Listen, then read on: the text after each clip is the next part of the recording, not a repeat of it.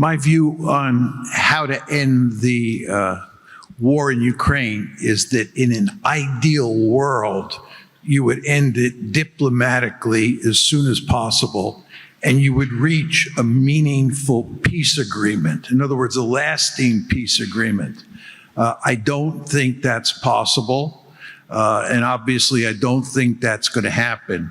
And the reason is that the differences between the Russians on one side and the Ukrainians plus the West on the other side are so profound that there is no deal to be had.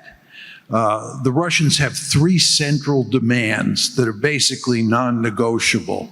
One is that Ukraine and the West recognize their annexation of the 4 oblasts in the east plus Crimea. Number two, that Ukraine be a neutral state, which means it can't be in NATO and there can't be a Western security guarantee. And number three, that the size and the quality of the Ukrainian military be reduced to the point where Ukraine has no offensive military capability against Russia. Those are three demands that I can understand why the Russians are making. From a Russian point of view, those demands make excellent sense. From a Ukrainian point of view, I can understand why they categorically reject those demands and say they will never accept them.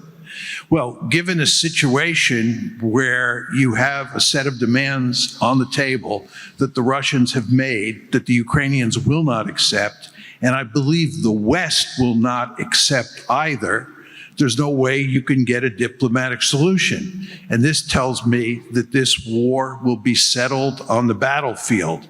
And at some point, you will get a frozen conflict.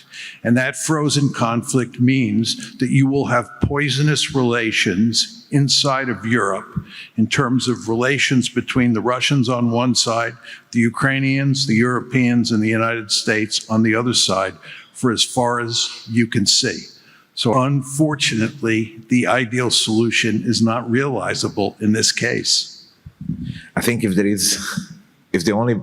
best option is to have a frozen conflict, then have it as soon as possible.